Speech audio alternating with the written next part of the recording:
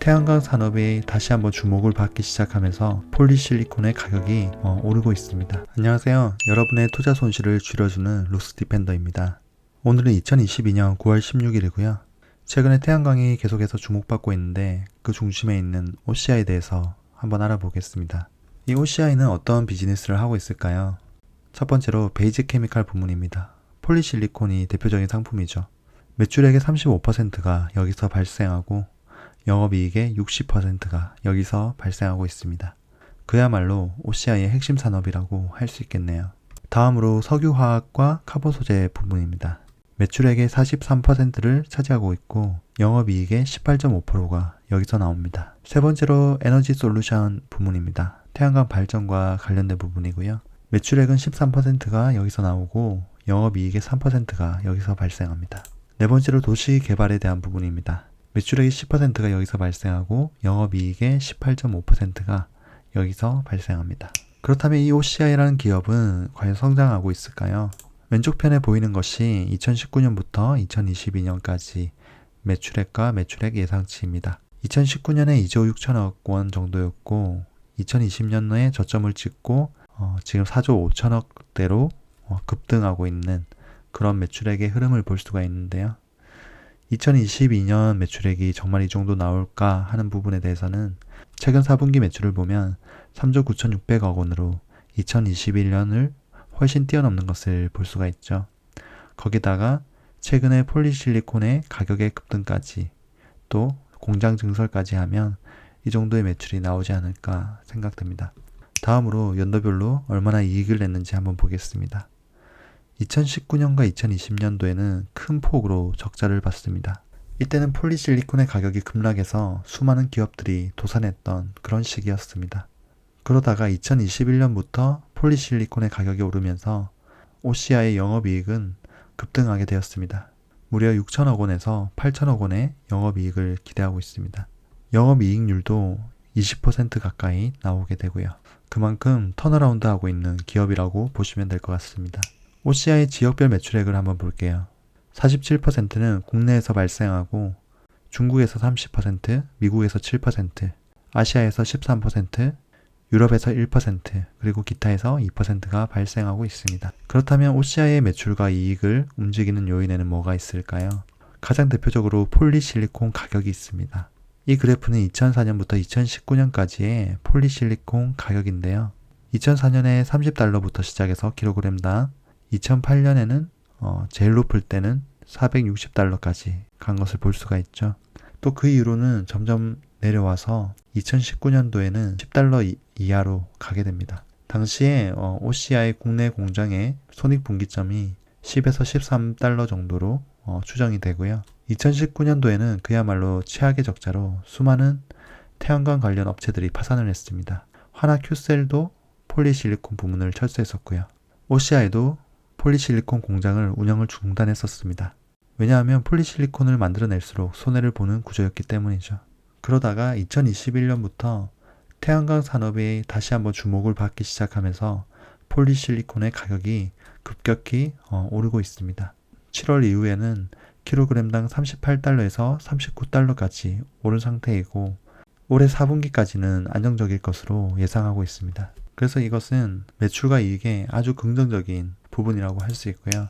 두 번째로 폴리실리콘을 생산하는 OCI 말레이시아 공장의 생산 능력 향상을 보겠습니다. 22년 2분기까지 그 작업이 완료가 되었고요. 22년 3분기부터 본격적으로 실적에 반영될 예정입니다. 기존에 1년에 3만 톤 생산하던 것을 이제는 3만 5천 톤을 생산할 수 있게 되었습니다. 다음으로 환율에 대한 부분인데요. OCI는 모든 매출액이 달러로 잡히기 때문에 환율이 높을 때 긍정적인 부분이 있습니다. 환율이 100원 상승할 때 매출액이 약 4.8% 정도 증가할 것으로 예상됩니다. 또 영업이익적인 부분도 일정 부분 증가할 것으로 예상할 수 있습니다. 네 번째로 수주 현황입니다. 아무래도 수주를 많이 받으면 매출과 이익이 늘어나게 되겠죠. 한국 시장에서는 하나큐셀로부터 1조 4천억 원 규모의 폴리실리콘 공급 계약을 맺었고요. 그리고 중국의 롱기솔라로부터 폴리실리콘 9,400억 원 규모의 계약을 맺었습니다. 그리고 중국의 진코솔라와는 스포성으로 계약을 유지하고 있는 상태입니다. 저도 한 가지 의문이 들었던 것이 수주가 왜 이렇게 없을까 이런 생각을 많이 했습니다. 왜냐하면 예전에 이것은 10년 전 2012년도에 OCI 사업 보고서의 수주 현황입니다. 무려 17조 원에 해당하는 수주 금액을 볼 수가 있습니다. 이때는 정말 수많은 업체들이 이 태양광 산업에 뛰어들었었고, 그래서 그 산업의 중심에 있었던 OCI는 수많은 수주를 할 수가 있었습니다. 하지만 지난 시간들 동안 폴리실리콘 가격이 급락하면서 수많은 업체들이 도산을 했고, 그 치킨 게임이 끝나고 이제는 새롭게 좀 출발하는 단계라고 보시면 될 것 같습니다. 다섯 번째로 꼭 알아야 될 부분은 미국과 중국 EU에서 지금 태양광이 수요가 급격하게 증가하고 있다는 부분입니다. 그래서 전방 산업에서 수요가 있기 때문에 이 공급하는 OCI 입장에서는 상당히 좋은 여건이라고 볼 수 있습니다. 그리고 한 가지 더 아셔야 될 것은 폴리실리콘의 절반가량이 중국의 신장이라는 지역에서 나옵니다. 그 지역은 전기료도 싸고 노동력도 거의 착취에 가깝게 저렴하기 때문에 이 폴리실리콘의 원가를 아주 낮춰서 절감할 수 있었는데요. 이제 미국과 유럽이 신장에서 생산된 원재료를 쓰는 그런 기업들의 상품을 미국과 유럽에서 사용하지 않겠다는 부분이죠. 그렇다 보니 경쟁사인 OCI는 오히려 기회가 된 셈입니다. 그래서 이것은 OCI에게 반사이익이 있을 수 있다고 예상할 수 있고요. 다음으로 아쉬운 점은 최근에 태풍 흰남노로 포항 공장이 피해를 입었습니다. 매출액의 14.6%가 이 포항 공장에서 발생하는데 폴리실리콘 공장은 아니고요. 화학 쪽 공장입니다. 그래서 14일간 운영이 중단되다 보니 계산해 봤을 때 1년 매출액의 3.8%가 감소가 예상이 됩니다. 단 이 기간이 늘어나게 되면 조금 더 늘어날 수도 있겠죠. 그리고 이익적으로도 어느 정도 손실이 발생할 수도 있을 것 같습니다. 다음으로 중국 폴리실리콘 공장이 증설되는 부분입니다. 이 부분이 가장 안 좋은 뉴스라고 할 수 있습니다. 왜냐하면 폴리실리콘 공장이 늘어나게 되면 그만큼 폴리실리콘 공급이 많아지면서 폴리실리콘 가격이 내려가게 됩니다. 그래서 블룸버그나 외신들이 이 폴리실리콘 가격이 급격하게 떨어질 것이라고 예상하고 있는데 과거에 그랬던 사례들이 많으니까 그렇겠죠. 대표적으로 폴리실리콘 제조 1위 기업인 통해에 생산 계획을 적어놨고요.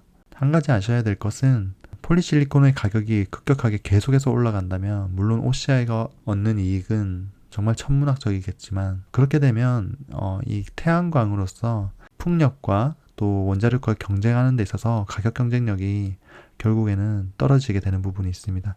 그래서 장기적으로는 폴리실리콘의 가격이 무조건 급등하는 것뿐만이 아니라 어느 정도 가격선에서 한 $20에서 $30 머물러 준다면 정말 좋지 않을까. 그러니까 태양광 산업도 충분히 가격 경쟁력이 있으면서 각 나라에서 태양광 산업을 많이 설치하게 되고 또 OCI로서는 장기적으로 매출의 성장과 또 영업이익의 성장을 이뤄갈 수 있는 방향이라고 생각하고 있습니다. 다음으로 OCI가 재무적으로 안정적인지 간단하게만 보겠습니다. 부채 비율은 76%입니다. 자본 총계가 3조 4,700억 원 정도고 부채 총계가 2조 6,400억 원 정도입니다.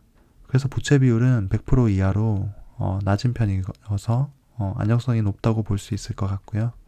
신용 등급 같은 경우에는 A 등급으로 원리금을 이렇게 은행에 갚아 나가는 능력은 우수하고 다만 대외 환경에 따라서 변화될 수 있다 정도로 생각하시면 될 것 같습니다. 이것은 회사채에 대한 신용 등급입니다. 대표적인 투자 지표 4가지를 살펴볼게요. 첫 번째로 퍼입니다. OCI가 내는 순이익에 대비해서 얼마나 시장에서 평가를 받고 있는가 하는 부분인데요. 3.4배 정도가 나오네요. 퍼가 3.4배라는 것은 정말 낮은 수치라고 저평가되어 있다고 볼 수 있습니다. 그리고 ROE는 자기 자본으로 얼마나 버는지에 대한 지표인데요. 정말 보기 드물 정도로 좋은 수치를 가지고 있습니다.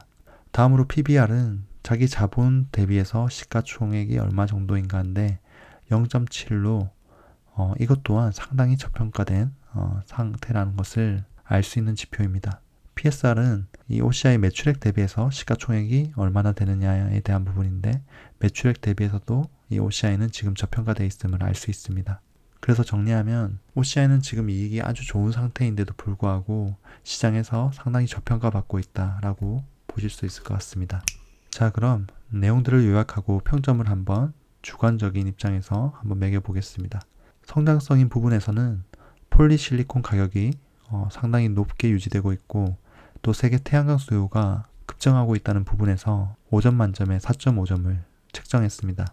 또 수익성 부분은 폴리실리콘이 업황이 좋을 때 워낙 높은 영업이익률을 내기 때문에 4점 정도로 책정했습니다.